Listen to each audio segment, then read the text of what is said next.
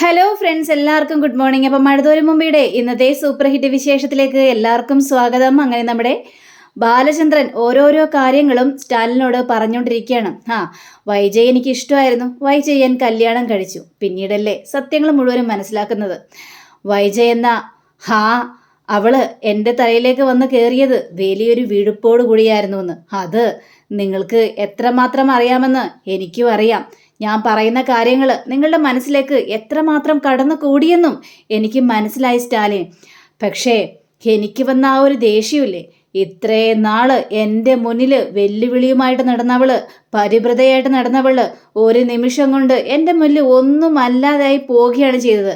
പിന്നീട് എൻ്റെ വീട്ടിലേക്ക് അലീന വരികയും അലീന ആരാണെന്ന് ഞാൻ മനസ്സിലാക്കുകയും, പക്ഷേ അലീന വന്നതെ തുടർന്ന് വൈജ ഭയങ്കര പ്രശ്നമായിരുന്നു. എന്നെയും അലീനയും കൂട്ടി വേണ്ടാത്ത കാര്യങ്ങൾ മുഴുവനും പറഞ്ഞു കൂട്ടി. പിന്നീട് വഴക്കും വക്കാണവുമായി അലീന ഉള്ളത് കൊണ്ട് വൈജ ആ വീടിൽ നിന്ന് ഇറങ്ങി പോവുകയാണ് ചെയ്തത്. പിന്നീട് അലീനയെ ഇറക്കി വിടാതെ വൈജ അങ്ങോട്ട് വരില്ല എന്നുള്ളൊരു ഒറ്റ തീരുമാനത്തിൽ നിൽക്കുകയായിരുന്നു. സ്വന്തം മകളാണെന്ന് പോലും തിരിച്ചറിയാതെ എല്ലാം കൊണ്ടും പരിവൃതയാണെന്ന് മനസ്സിലാക്കി തന്നെ വൈജ ആ വീട് വിട്ടിറങ്ങി, വാശിയും വീറും വെച്ചിട്ട്. അതിനുശേഷമാണ് സ്റ്റാലിൻ തന്നെ തിരക്കി ഞാൻ ഇറങ്ങിയത്. അങ്ങനെ നീലഗിരിയിൽ വെച്ച് താൻ എവിടെയാണ്, താനാണ് അലീനയുടെ അച്ഛൻ എന്നൊക്കെ മനസ്സിലാക്കിയതിന് ശേഷം വളരെയേറെ വെറി കൊണ്ടാണ് ഞാൻ അവിടെ നിന്നും ഇറങ്ങിയത്. നീലഗിരിയിൽ നിന്നായി ഇറങ്ങിയ സമയത്തെ തന്നെ ഞാൻ കണ്ടിരുന്നെങ്കിൽ തന്നെ ഞാൻ വെടിവെച്ച് കൊന്നാനായിരുന്നു. തന്നെ മാത്രമല്ല, അലീനയെയും വൈജയെയും ഒക്കെ ഞാൻ വെടിവെച്ച് കൊന്നാനായിരുന്നു. ആ ഒരു ദേഷ്യം എൻ്റെ മനസ്സിൽ നന്നായിട്ട് തന്നെ ഉണ്ടായിരുന്നു. ഇതൊക്കെ കേട്ട് ഈ സ്റ്റാലിൻ ഇങ്ങനെ ചിരിച്ചുകൊണ്ട് ഇങ്ങനെ ഒരു ചെറു പുഞ്ചിരിയോടുകൂടി തന്നെ ബാലചന്ദ്രനെ തന്നെ ഇങ്ങനെ നോക്കുകയാണ്. അതിനുശേഷം പറയുകയാണ്, എനിക്കെൻ്റെ മകളെ ഒന്ന് കാണാനായിട്ട് പറ്റുമെന്ന്. ഇത് കേട്ട് ബാലചന്ദ്രൻ ഒന്ന് ഞെട്ടിപ്പോവുക, അടി പതറിപ്പോവാണ്. മനസ്സിൽ വല്ലാത്തൊരു വിങ്ങൽ. പെട്ടെന്ന് അങ്ങനെ ഒരു ചോദ്യം കേട്ട് കഴിഞ്ഞപ്പോഴേക്കും ബാലേന്ദ്രൻ അതൊട്ടും സഹിച്ചില്ല. അപ്പോൾ ബാലേന്ദ്രൻ എന്ന് പറഞ്ഞൊരു മുളുക. പിന്നീട് കാണിക്കുന്ന നമ്മുടെ ഗോവർദ്ധനെയാണ്. അപ്പോൾ ഗോവർദ്ധൻ വണ്ടിയിൽ ഇങ്ങനെ വന്നുകൊണ്ടിരിക്കുക. അപ്പോൾ വന്നുകൊണ്ട് നേരെ ഹോട്ടലിൻ്റെ അടുത്തേക്ക് എത്തുകയും ചെയ്യാണ്. ഹോട്ടലിൻ്റെ അടുത്തേക്ക് എത്തിച്ച് ചെന്നപ്പോഴേക്കും ഗോവർദ്ധൻ വിളിക്കുകയാണ്, ബാലേട്ട, ഗോവർദ്ധൻ താൻ വന്നോ? ബാലേട്ട, ഞാൻ ഈ ഹോട്ടലിൻ്റെ പുറത്തുണ്ട് ബാലേട്ട. ബാലേട്ടൻ എന്താ ഈ ഹോട്ടലിൽ എന്ന് ചോദിക്കുമ്പോൾ അതൊക്കെ ഞാൻ പറയാം, താൻ അവിടെ നിൽക്ക്, ഞാനിപ്പോൾ അങ്ങോട്ട് വരാം എന്ന് പറഞ്ഞ് ബാലേന്ദ്രൻ നേരെ ഗോവർദ്ധൻ്റെ അടുത്തേക്ക് ചെല്ലുകയാണ്. ബാലേട്ട, എന്താ ബാലേട്ട പ്രശ്നം? എന്താണ് ഈ ഹോട്ടലിലേക്ക് വന്നത്? എനിക്ക് മനസ്സിലാവുന്നില്ല ബാലേട്ട ചോദിച്ചപ്പോഴേക്കും, അതെ, ഇവിടെ സ്റ്റാൻലി വന്നിട്ടുണ്ട് എന്ന് പറയാം. സ്റ്റാൻലിയോ? അയാൾ ഇവിടെ വന്നോ? അയാൾ ഇവിടെ വന്നു. അയാളെ കാണാൻ വേണ്ടിയാണ് ഞാൻ ഇങ്ങോട്ട് വന്നത്. എന്നിട്ട് സ്റ്റാൻലി എന്താ പറഞ്ഞത് ബാലേട്ട? എന്തെങ്കിലും പ്രശ്നമുണ്ടോ ബാലേട്ടോ? പ്രശ്നോ? എന്ത് പ്രശ്നം? അങ്ങനെ ഒരു പ്രശ്നവും ഇല്ല. അതെ, ഇപ്പോൾ സ്റ്റാൻലി പറയാണ് സ്റ്റാൻലിക്ക് സ്റ്റാൻലിയുടെ മകളെ കാണണമെന്ന്, അതായത് അലീനയെ കാണണമെന്ന്. ഓഹോ, അപ്പോൾ അത് ശരി.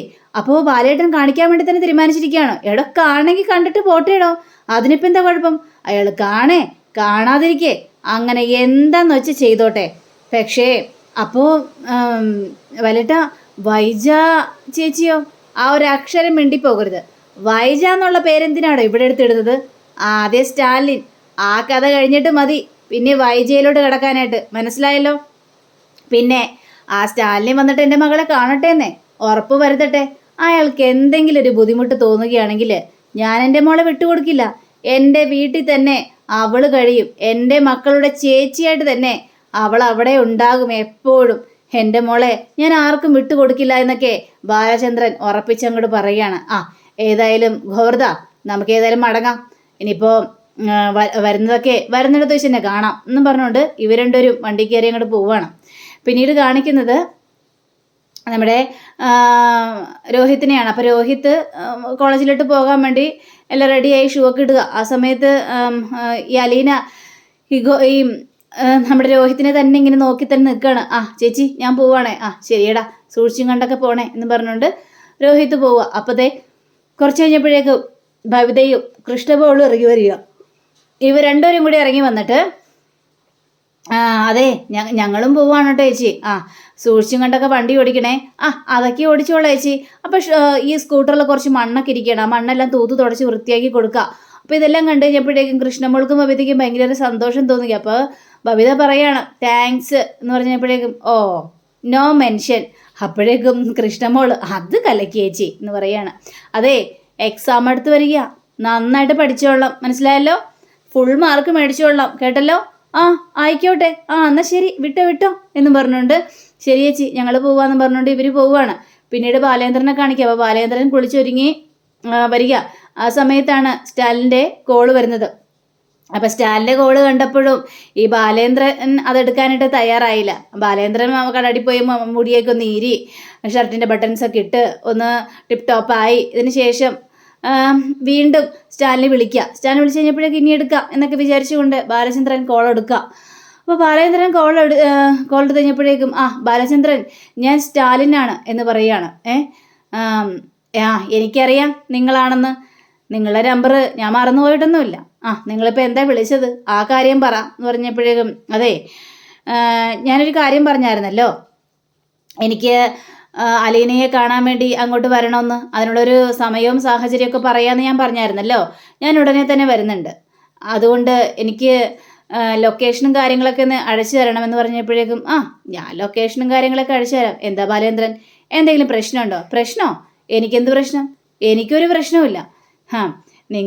നിങ്ങളുടെ മകളെ കാണാൻ വേണ്ടി വരികയല്ലേ, പക്ഷേ നിങ്ങൾ ഇവിടെ കിടന്ന് പ്രശ്നം ഉണ്ടാക്കാൻ വേണ്ടി നിൽക്കാതിരുന്നാൽ മതി. ഞാനെന്ത് പ്രശ്നം ഉണ്ടാക്കാനാ? അല്ല, ഞാൻ അങ്ങോട്ട് വരുമ്പോഴേ ഞാൻ ആരാണെന്ന് അലീനയോട് പറയും എന്ന് പറഞ്ഞപ്പോഴേക്കും ഏതായാലും എന്നെ കാണാൻ വന്ന ഒരു ക്ലയൻ്റ് ആണെന്ന് പറയാം. അങ്ങനെ മതി, കാണാൻ വന്ന ക്ലയൻ്റ് ആണെന്ന് മാത്രം പറഞ്ഞാൽ മതി. ശരി, നിങ്ങൾക്ക് താല്പര്യം ഉണ്ടെങ്കിൽ മാത്രം എന്താണെന്ന് വെച്ചാൽ ചെയ്യാം, എനിക്കതിൽ കൂടുതൽ ഇടപെടാനായിട്ടൊന്നും സാധിക്കുകയൊന്നുമില്ല എന്ന് ബാലേന്ദ്രനും പറയുകയാണ്. അങ്ങനെ പറഞ്ഞിട്ട് ഓക്കെ എന്ന് പറഞ്ഞിട്ട് ഫോൺ വയ്ക്കുക. ഫോൺ വെച്ച് കഴിഞ്ഞപ്പോഴേക്കും ഈ സ്റ്റാലിന് മറ്റൊരാൾ വിളിക്കുകയാണ്, സ്റ്റാലിൻ്റെ അച്ഛൻ. എടാ എവിടെയാടാ നീ എന്ന് ചോദിച്ചപ്പോഴേക്കും അപ്പച്ചനത് എവിടെയാ? ഞാൻ നിന്നെ കാണാൻ വേണ്ടി വന്നതാണ്, നീ ഇത് എവിടെ പോയിരിക്കുകയാണ് സ്റ്റാൻലി എന്ന് ചോദിച്ചപ്പോഴേക്കും, അപ്പച്ച അത് ഞാൻ പാലയിലുണ്ടല്ലോ അപ്പച്ച. പാലയിലോ? ഇപ്പം എന്തിനാ അങ്ങോട്ട് പോയത് പാലയിൽ? അത് പിന്നെ ഞാനൊരു ബാലചന്ദ്രനെ കുറിച്ച് പറഞ്ഞില്ലായിരുന്നു, എന്നെ കാണാൻ വന്ന ബാലേന്ദ്രൻ, ബാലേന്ദ്രനെ കാണാൻ വേണ്ടി വന്നതാണ് ഞാൻ. എടാ നീ എന്തിനാണ് ഇപ്പോൾ ബാലേന്ദ്രനെ കാണാൻ വേണ്ടി പോയത്? ആഗ്രയിൽ വെച്ച് നിനക്കൊരു കുഞ്ഞുണ്ടായെന്നൊക്കെ പറഞ്ഞ ബാലേന്ദ്രനല്ലേ? അത് തന്നെ. എടാ അതൊക്കെ വമ്പൻ തട്ടിപ്പായിരിക്കും, നീ അയാളെയൊന്നും കാണാൻ പോകേണ്ട യാതൊരു കാര്യമില്ലായിരുന്നട്ടോ സ്റ്റാൻലി എന്ന് പറഞ്ഞപ്പോഴേക്കും, അപ്പച്ചാ ഏതായാലും ഞാൻ ബാലേന്ദ്രൻ്റെ അടുത്തേക്കൊന്ന് ചെല്ലട്ടെ, അതിനുശേഷം അറിയാലോ തട്ടിപ്പാണോ വെട്ടിപ്പാണോ എന്നൊക്കെ അറിയാലോ. ഞാൻ ആഗ്രയിൽ വെച്ച് ഒരു വൈജ എന്ന് പറഞ്ഞ പെണ്ണിനെ സ്നേഹിച്ചുള്ള കാര്യം സത്യമാണല്ലോ. പിന്നെ വൈജയെ സ്നേഹിച്ച് വൈജ ഗർഭിണിയായതും പിന്നെ പ്രസവത്തോടടുത്ത് നിൽക്കുന്ന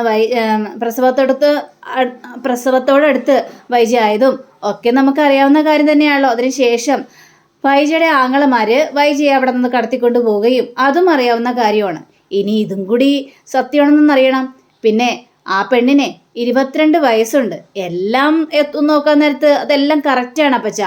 അതുകൊണ്ട് ഞാൻ ഏതായാലും ആ പെൺകുട്ടിയെ കാണാൻ തന്നെ പോകാനാണ് തീരുമാനിച്ചിരിക്കുന്നത്. എന്താണ് ഏതാണ് എവിടെയാണ് സത്യം എന്നൊക്കെ ഒന്നും മനസ്സിലാക്കണമല്ലോ, അതിനു വേണ്ടി തന്നെയാണ് അപ്പച്ച. എടാ പൊന്നുമോനെ നീ സൂക്ഷിക്കണോടാ. അപ്പച്ച എന്താ അപ്പച്ച, എന്നെയാണ് അപ്പച്ചൻ സൂക്ഷിക്കണമെന്നൊക്കെ പറയുന്നത്? എനിക്കങ്ങനെ പേടിയുണ്ടോ അപ്പച്ച? അപ്പച്ചൻ എന്നെക്കുറിച്ച് നന്നായിട്ട് അറിയാൻ പാടില്ലേ? എനിക്കങ്ങനെ ഒരു പേടിയില്ല. അപ്പച്ചൻ ഫോൺ വെച്ചോ, എനിക്കൊരു കുഴപ്പമില്ല. ഞാൻ ഏതായാലും അവളെ ഒന്ന് കാണട്ടെ, അവളെ ഒന്ന് കണ്ടിട്ട് ഞാൻ ഉറപ്പ് വരുത്താം. അതാരാണ് എന്താണെന്നൊക്കെ ഞാൻ മനസ്സിലാക്കുക തന്നെ ചെയ്യും എന്നും പറഞ്ഞുകൊണ്ട് കോൾ വയ്ക്കുകയാണ്. അങ്ങനെ നമ്മുടെ ബാലേന്ദ്രനെ കാണിക്കുകയാണ്. ബാലേന്ദ്രനാണെങ്കിൽ ആകെ ടെൻഷനായി നിൽക്കുക. അലീനയെ കണ്ട് അലീനയെ ഈ വീടിൽ നിന്ന് കൊണ്ടുപോകുമെന്ന് വരെ ഭയങ്കര സംശയമുണ്ട്. കാരണം അലീനയെ എങ്ങോട്ടും പോകുന്നതോ അല്ലെങ്കിൽ അലീന തന്നെ വിട്ട് പോകുന്നതോ ഒന്നും നമ്മുടെ ബാലേന്ദ്രന് ഇഷ്ടമല്ല. അത്രയ്ക്കും അലീനയെ സ്വന്തം മകളായിട്ട് തന്നെ ബാലേന്ദ്രൻ സ്നേഹിച്ചിരിക്കുക. അപ്പോൾ അച്ഛാന്ന് വിളിച്ചുകൊണ്ട് നമ്മുടെ അലീന നേരെ അകത്തേക്ക് കയറുകയാണ്. കയറി വാ അച്ഛാ, ഞാനൊരു കാര്യം പറയട്ടെ അച്ഛാ. അച്ഛനെ ഇന്ന് വരെ തിരക്കുണ്ടോ? ഇല്ല, എനിക്കൊരു തിരക്കൊന്നുമില്ല. എന്താ? അല്ല അച്ഛൻ ഇവിടെ തന്നെ ഉണ്ടാവില്ലേ? ഞാനിവിടെ തന്നെ ഉണ്ടാവും. ഞാനിവിടെ പോകാനായിട്ട്. അത് പിന്നെ അച്ഛാ, ഞാനേ ഒന്ന് പുറത്തേക്ക് പോയിക്കോട്ടെ അച്ഛാ. പുറത്തേക്ക് പോകാനോ? എന്തിനിപ്പോൾ പുറത്തേക്ക് പോകുന്നത്? ഇന്ന് പോകണ്ട, നാളെ പോയാൽ മതി. ഇന്ന് പോകണ്ട, നാളെ പോയാൽ മതിയെന്നോ? അതെന്താ അച്ഛാ? ഒന്നുമില്ല, നാളെ പോയാൽ പോരാ അല്ലേ? എന്തിനാ പോകുന്നത്? അതെനിക്ക് കുറച്ച് സാധനങ്ങൾ മേടിക്കണം. പിന്നെ ഓർഫണേജിലേക്ക് കുറച്ച് സാധനങ്ങളൊക്കെ മേടിച്ച് കൊടുക്കുകയും ചെയ്യണം. അതിനു വേണ്ടിയാണ് അച്ഛാ പോവാന്ന് പറഞ്ഞത്. എങ്കിലേ നാളെ ഞാനും കൂടെ വരാം. അച്ഛനും കൂടെ വരാമെന്നോ? അതെന്തിനാ അച്ഛാ അച്ഛനും കൂടെ വരുന്നത്? അല്ല അലീന ഇവിടെ നിന്ന് പോകാൻ നേരത്തെ പിന്നെ അലീന പോയത് കൊണ്ട് അവർക്കൊരു ബുദ്ധിമുട്ടുണ്ടാകാൻ പാടില്ലല്ലോ. അലീന ചെയ്യേണ്ട കാര്യങ്ങൾ മുഴുവനും ഞാൻ ഓർഫനേജിന് വേണ്ടി ചെയ്തോളാം. അലീന എന്തൊക്കെയാണോ മേടിച്ചു കൊടുക്കുന്നത് അതേപോലെ തന്നെ ഞാനും ഓർഫനേജിന് മേടിച്ചു കൊടുത്തോളാം. അതെന്തൊക്കെയാണെന്ന് അറിയാൻ വേണ്ടിയാണ് ഞാൻ അലീനയോടൊപ്പം നാളെ വരാമെന്ന് പറഞ്ഞത്. ഇത് കേട്ട് അലീന ബാലേന്ദ്രനെ തന്നെ ഇങ്ങനെ നോക്കുക. അപ്പൊ ഇങ്ങനെ കണ്ണെടുക്കാൻ നോക്കി നിൽക്കുക. എന്താടി നീ എന്തിനാ എന്നെ ഇങ്ങനെ നോക്കുന്നത് ചോദിക്കുമ്പോൾ, അച്ഛാ അച്ഛൻ തന്നെയാണോ ഈ പറയുന്നത്? പിന്നെ ആരാന്നാ വിചാരം? അല്ല, അച്ഛൻ ഇതിനു മുമ്പ് എന്നോട് ഇങ്ങനെയൊന്നും പറഞ്ഞിട്ടേ ഇല്ലല്ലോ. ഇങ്ങനൊരു കാര്യം എന്നോട് പറഞ്ഞിട്ട് പോലുമില്ല. ഓർഫനേജിൽ കൊണ്ട് കൊടുക്കാമെന്നും അങ്ങനെയൊക്കെ എന്നോട് പറഞ്ഞിട്ട് പോലുമല്ലോ. അത് പിന്നെ അലീന, നീ ഇവിടെ നിന്ന് ഏതായാലും പോവുകയാണ്. അപ്പോൾ അവരുടെ മനസ്സ് വേദനിക്കരുതല്ലോ. നിന്റെ ഒരു പ്രസൻസ് അവർക്ക് എപ്പോഴും ഉണ്ടായിക്കോട്ടെ. നീ കൊടുക്കുന്നത് പോലെ തോന്നിക്കോട്ടെ മോളെ. അതുകൊണ്ടാ ഞാൻ അങ്ങനെ പറഞ്ഞത്, ഞാൻ കൊണ്ട് കൊടുക്കാന്നൊക്കെ. അത് കൊള്ളാച്ചാ, നല്ല കാര്യമാണ്. നല്ല നല്ല തീരുമാനങ്ങളൊക്കെ അച്ഛൻ എടുക്കുന്നുണ്ടല്ലേ. എനിക്ക് വളരെയേറെ സന്തോഷമായി അച്ഛാ. അല്ല, എനിക്ക് ചായ ഇല്ലേ? ചായ ഞാനിപ്പോൾ കൊണ്ടുവരാം അച്ഛാ എന്നും പറഞ്ഞുകൊണ്ട് നമ്മുടെ അലീന നേരെ അങ്ങോട്ട് പോകുമ്പോഴും അലീന തിരിഞ്ഞു നോക്കിയിട്ട്, അച്ഛാ എന്താടി മോളെ? താങ്ക്സ്. ഒറ്റ അടി വെച്ചാലുണ്ടല്ലോ, പൊയ്ക്ക് അങ്ങോട്ട് കയറി എന്നും പറഞ്ഞുകൊണ്ട് നമ്മുടെ അലീനയെ പറഞ്ഞു വിടുകയാണ്. അപ്പോൾ ബാലേന്ദ്രനൊരു ചിരിയും. അപ്പോൾ അങ്ങനെയും കാണിച്ചുകൊണ്ടാണ് നമ്മുടെ ഇന്നത്തെ റിവ്യൂ ഇവിടെ അവസാനിച്ചിരിക്കുന്നത്. അടുത്ത റിവ്യൂവിനായി കാത്തിരിക്കുക, സബ്സ്ക്രൈബ് ചെയ്യുക. എല്ലാവർക്കും നല്ലൊരു ദിനം ആശംസിച്ചുകൊണ്ട് തന്നെ നമസ്കാരം. Thank you. See you. By.